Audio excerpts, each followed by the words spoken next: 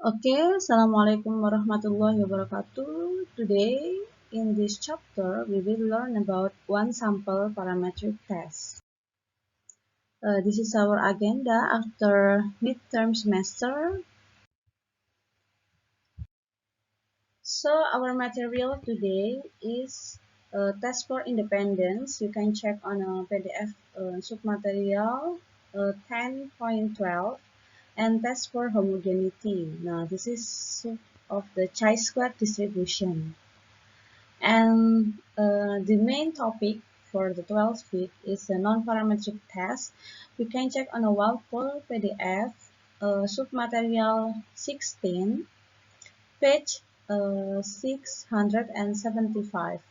Now, we will learn three tests of one sample non-parametric, that is sign test, and then sign rank test atau lebih dikenal dengan istilah uji Wilcoxon. And the third one is the run test atau uji keacakan. First, we go on to the test for independence for the categorical data. Now, the chi-square procedure we discussed in the section 10.11 can also be used to test a hypothesis of independence of two variable classification. Nah, misalkan di sini kita punya contoh level pendapatan dengan kategori adalah low, medium, high. Nah, ini adalah salah satu contoh klasifikasi ya. Jadi pendapatannya diklasifikasikan dalam tiga, yaitu low, medium, high. Kemudian persetujuan terhadap pajak. Nah, yaitu setuju dan menolak. Nah, untuk hal seperti ini, dari dua variabel klasifikasi ini, kita ingin mengetahui. Nah, we wish to determine whether the opinion of the voting resident of state of Illinois concerning a new tax reform are independent of their level of income. Jadi ingin tahu apakah persetujuan terhadap masyarakat itu hubungan antara persetujuan tax reform dengan income level itu seperti apa? Apakah ada hubungan atau tidak? Nah, di sini we have the observed frequency are presented in table 10.7, which is known as contingency table. Jadi tabel seperti ini dikatakan sebagai tabel kontingensi, yaitu tabel yang menunjukkan cross antara jumlah variabel 1 dan variabel 2. Misalkan jumlah yang setuju terhadap tax reform dan yang memiliki pendapatan rendah sebanyak 182 dan seterusnya. So, we have a degree of freedom as V sama dengan R-1 C-1, means that row minus 1 and column minus 1. So, we have two categorical for row, so 2 minus 1, and 3 categorical for column, so 3 minus 1. Jadi V-nya adalah 2. And how to get the expected frequency? As usual, we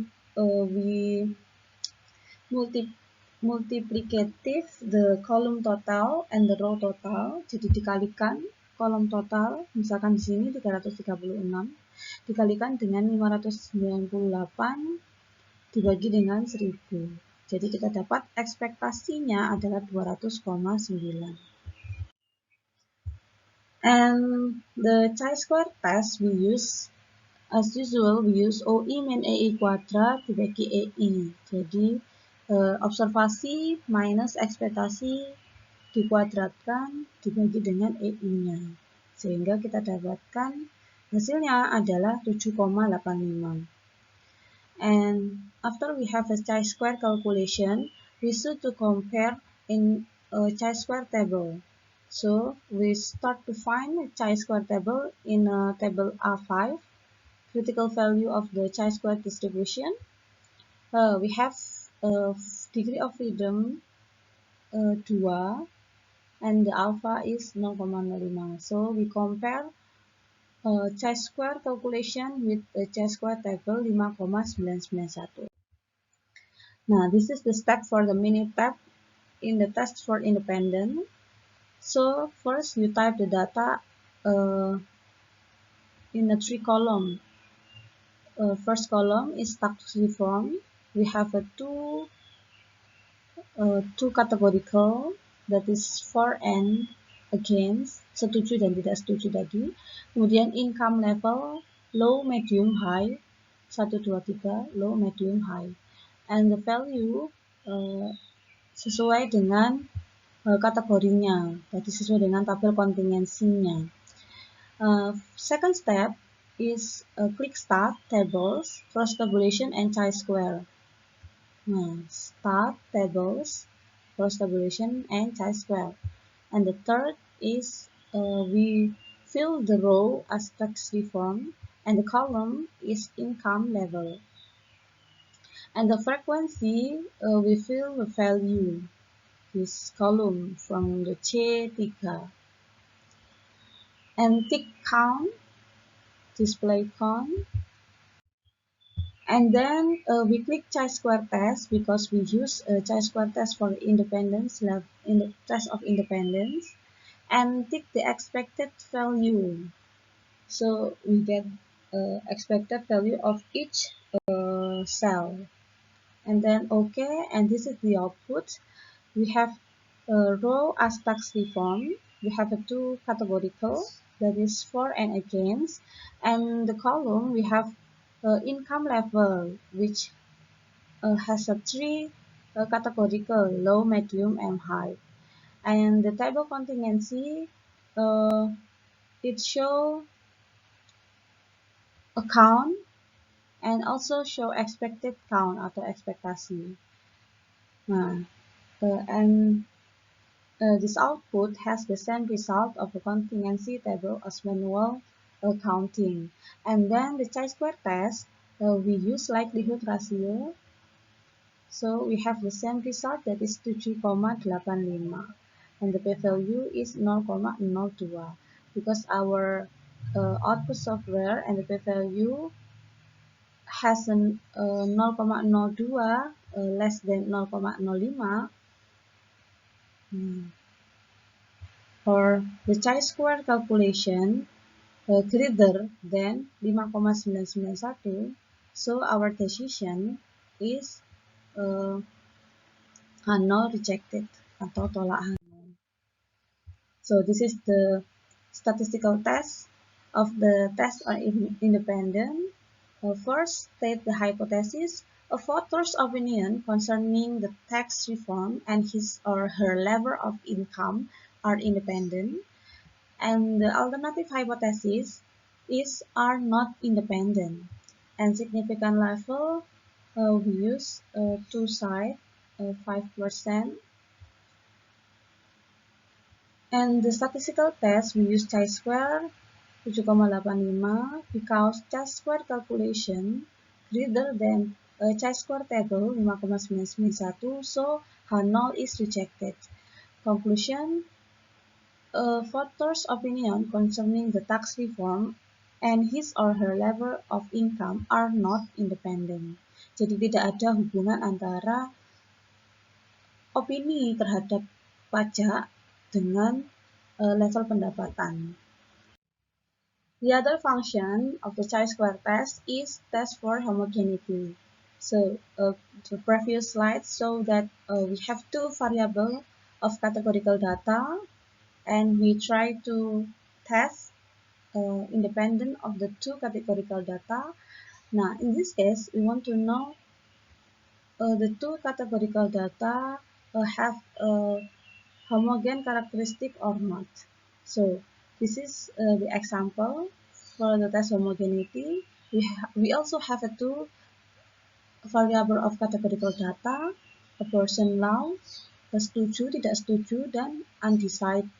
And the political affiliation also have a 3 categorical data: Democrat, Republican, and Independent.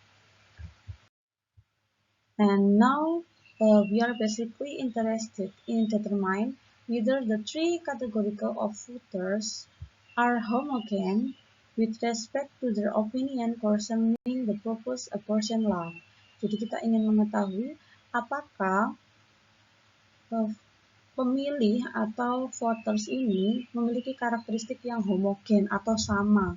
Jadi antara yang setuju, tidak setuju, dan tidak memutuskan dengan politik afiliasinya tadi itu kira-kira sama atau tidak dalam melakukan proses keputusan. So this is the statistical test. We state the null hypothesis. For each opinion, the proportion of Democrats are same. And alternative hypothesis, we have for at least one opinion, the proportion of Democrat, Republican, and Independents are not the same. Then we state alpha 5% and the critical region chi-square test greater than 9,488.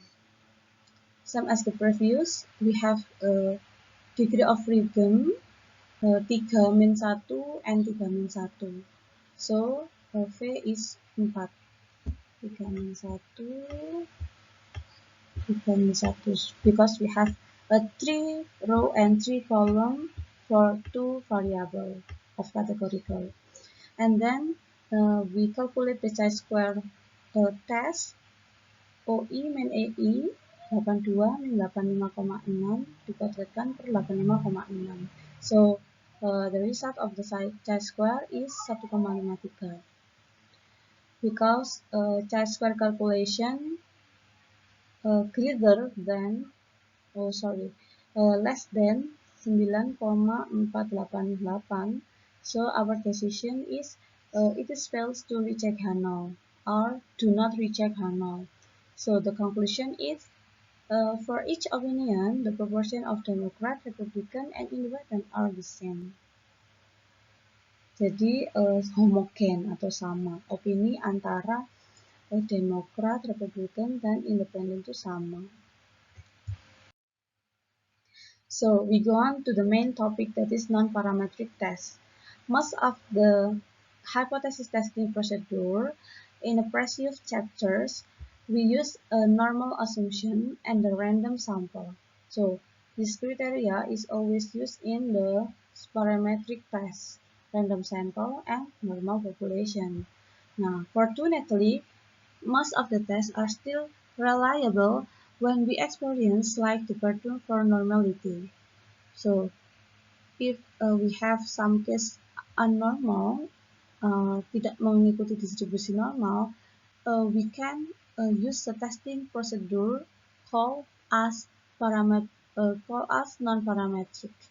Nah, non-parametric ini istilahnya adalah distribution free method, jadi tidak terikat pada sesuatu berdistribusi normal.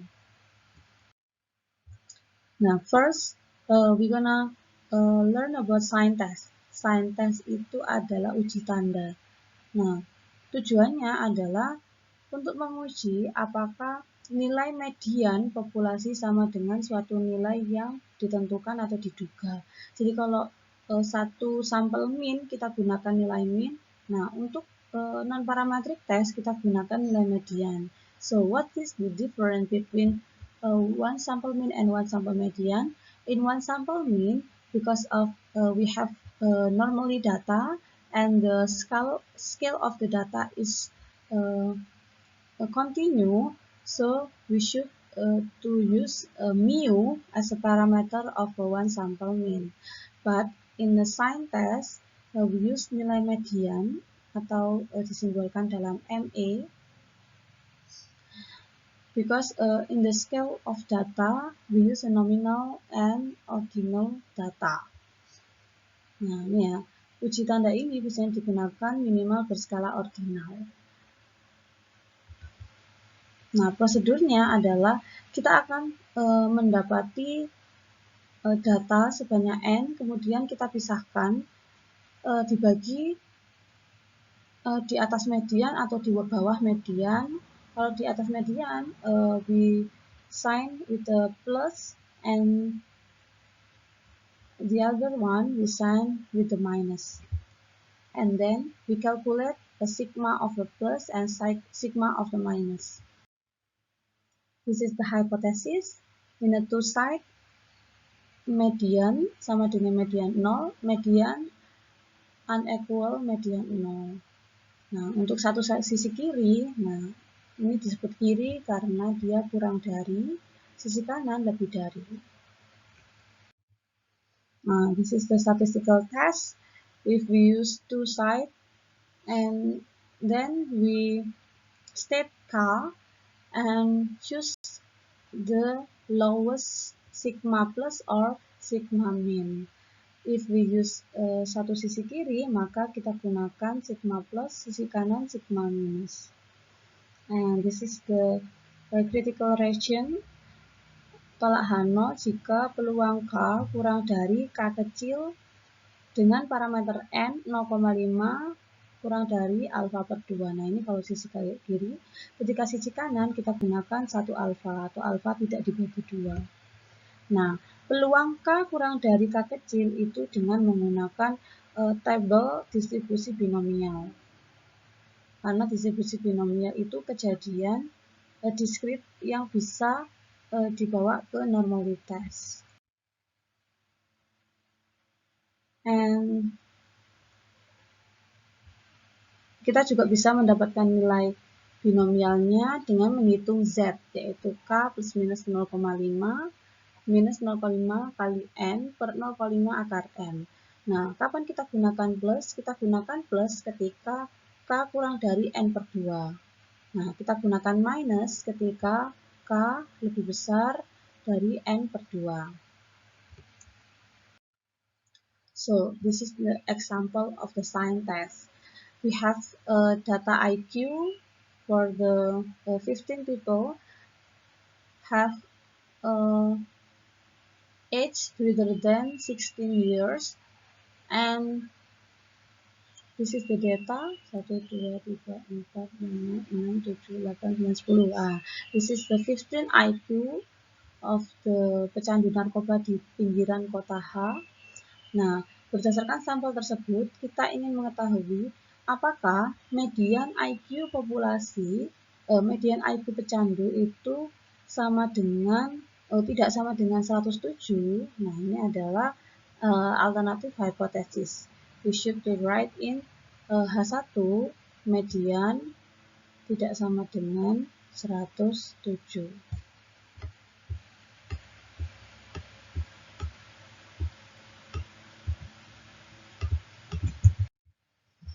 This is the step of manual calculation.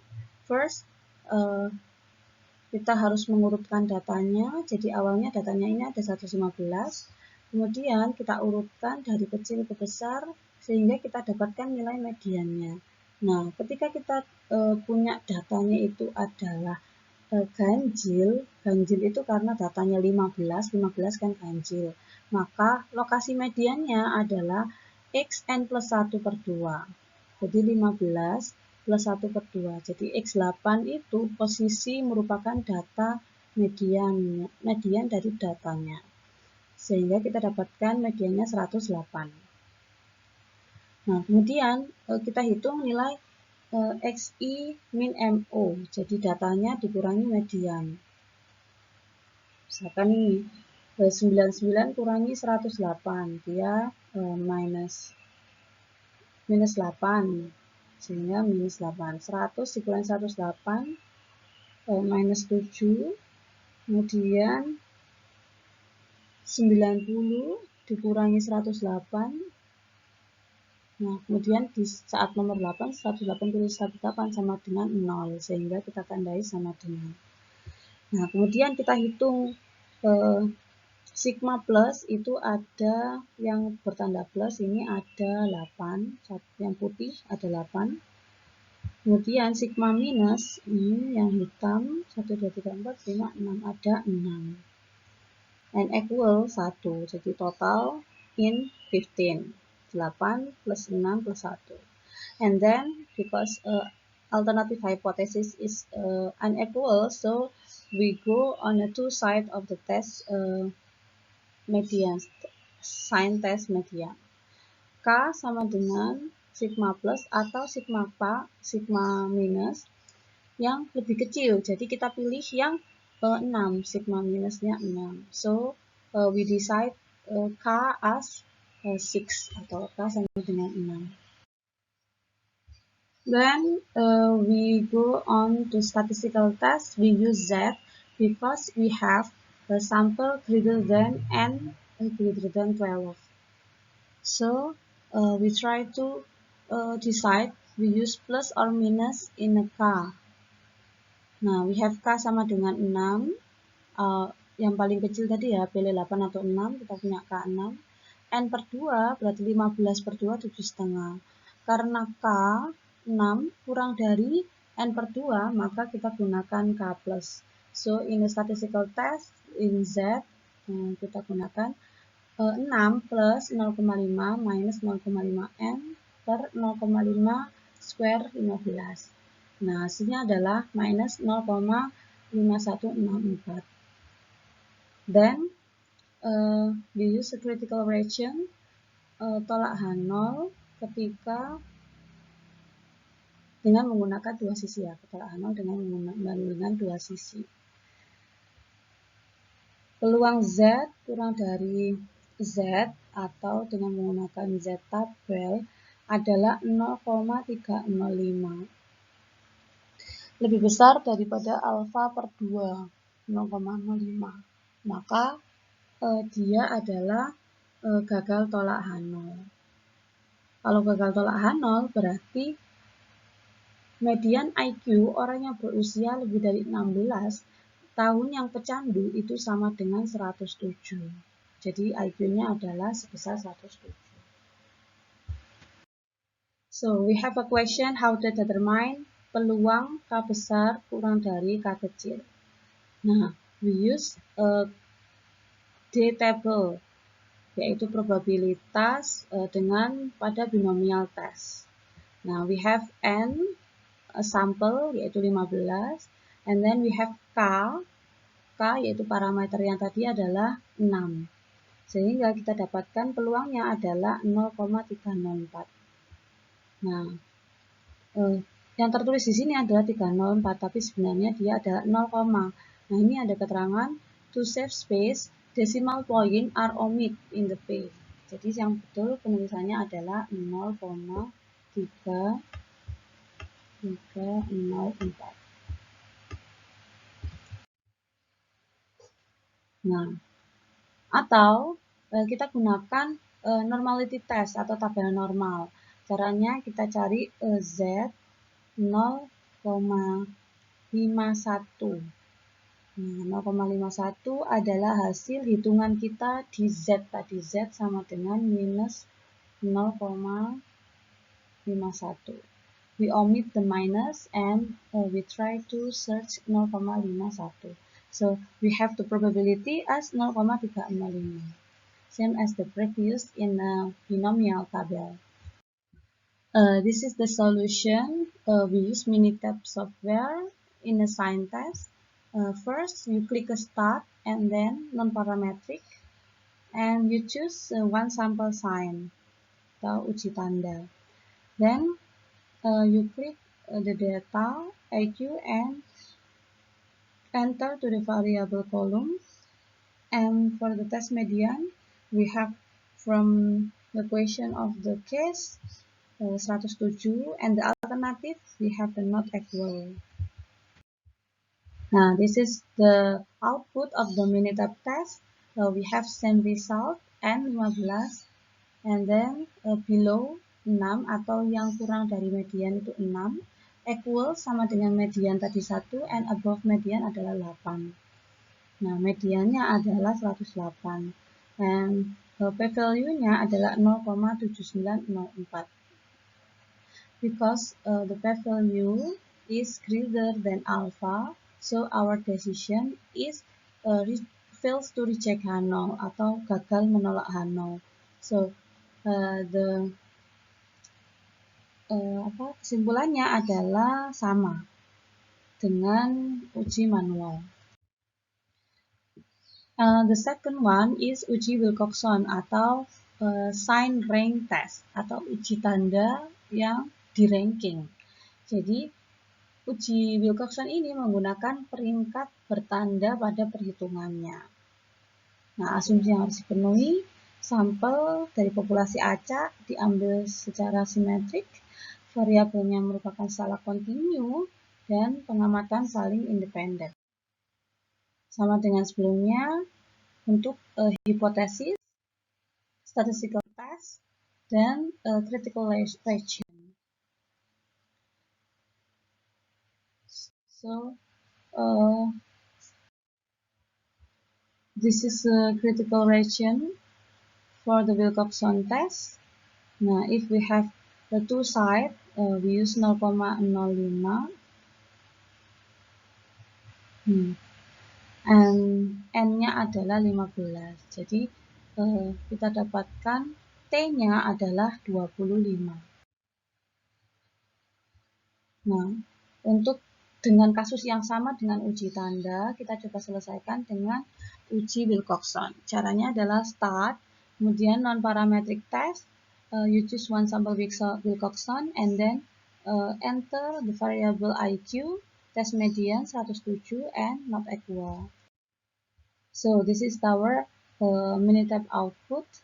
We have N15 and for test 14 Wilcoxon test 64,5 and P-nya adalah 0,407 because we use output of Minitab, so we conclude by p-value. The p-value is greater than alpha, so our decision is fails to reject H0 atau sama-sama gagal menolak H0. Jadi uji tanda dan uji tanda berperingkat atau Wilcoxon memiliki kesimpulan yang sama. So for the last, we go on to the third method of one sample non-parametric, that is run test atau uji keacakan. Jadi kita ingin mengetahui dalam statistika itu apakah sampel yang kita ambil itu berasal dari distribusi yang diambil secara acak atau tidak. Nah, caranya adalah dengan mencari runtun atau pola. Jadi misalkan ada ini ya AA, BBB, ini 1, ini 2, A ini 3, B itu 4, AA itu 5, BB itu 6. Jadi ada 6 runtun. Nah, tanda pun demikian, ada 8 runtun, dan sebagainya. Nah, this is the hypothesis of the run test. Null hypothesis, data diambil secara acak atau random from the population, dan alternative hypothesis tidak diambil secara acak. Statistical testnya adalah banyaknya runtun atau R. Kemudian, this is the step for the run test. First, we go to sort the data from the lowest to the highest, and then find the median. We always use median in the non-parametric test. And the third, we use the sign plus if greater than median and sign minus if the value is less than median. This is a critical region. We use table A5 and A6 in a Daniell, or table F in a SQL, or in a Walpole. You can check which table. And then we try to calculate N1 and N2. Now, N1 data have a plus sign and N2 data have a minus sign. This is if we have N is greater than 20, so we use a big sample approximation, yaitu normality test, kita gunakan Z, and then compare dengan Z alpha per 2. Nah, contohnya Di bawah ini merupakan data tentang banyaknya barang rusak dalam sampel berukuran 500. Jadi ada 31 data barang rusak. Nah, ujilah apakah data barang rusak itu telah diambil secara acak. Nah, kita gunakan run test atau uji keacakan.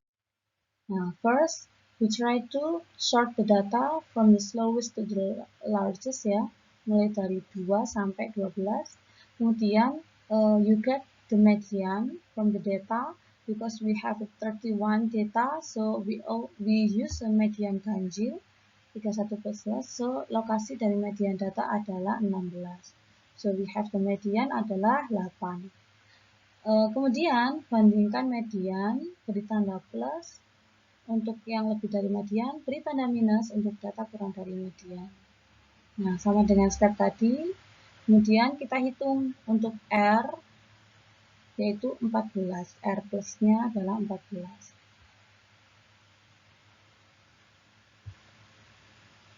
R plusnya itu adalah banyak runtun, jadi bukan banyak tanda tapi banyak runtun. Jadi ini minus runtun 1, plus plus plus itu adalah runtun 2, minus runtun 3, plus plus plus runtun 4, dan seterusnya sehingga kita punya runtunnya adalah sebanyak 14.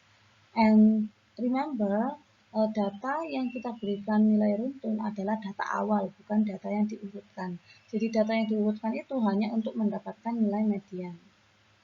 Nah, kemudian N1 banyaknya yang plus itu 16, N2 banyak yang minus 15. And then fourth step is you get the R table up and below ya, up and below of the R table. Nah, ini adalah R bawah nih, ada keterangannya tabel F1 itu adalah yang sisi 1 atau sisi bawah, smaller than. Nah, karena N1-nya tadi adalah 15, kemudian N2-nya adalah 16, maka kita dapati R-nya adalah 10, atau kita balik, nggak masalah, N1 16, N2-nya adalah 15, sama-sama mendapati nilainya 10. Nah, kemudian untuk R atas itu 15 dan 16, 23, 16 dan 15 sama-sama 23. Nah, kemudian kita punya R atas 10, R bawah 23. Karena R hitung 14 itu lebih besar daripada R bawah atau R hitung kurang dari R atas, maka dia gagal tolak H0. Jadi untuk critical region-nya atau tolak H0 jika R kurang dari R bawah atau R lebih besar R atas. Karena dia tidak memenuhi, maka dia fails to reject H0. Nah, atau p-value kurang dari alfa, maka tolak H0. Kesimpulannya adalah data barang rusak itu diambil secara acak. This is the solution for the Minitab software. We click start and then non-parametric. Then you click run test. After that, you enter the data to the variable, and then the last one you click OK. You use above and below the mean because we compare to the median for the default. Now this is interpretation from the Minitab software. We have a run test, artinya adalah runtutannya tadi adalah 14, kemudian 16 observasi di bawah K dan 15 di bawah, 16 di atas dan 15 di bawah, jadi sama 16 dan 15. Kemudian we have a p-value 0,364 because the p-value is greater than alpha, so our decision is it is fails to reject H0 atau gagal menolak H0. So our conclusion is data jumlah barang rusak diambil secara acak. So this is the end of our material today. Have a good study. Wassalamualaikum warahmatullahi wabarakatuh.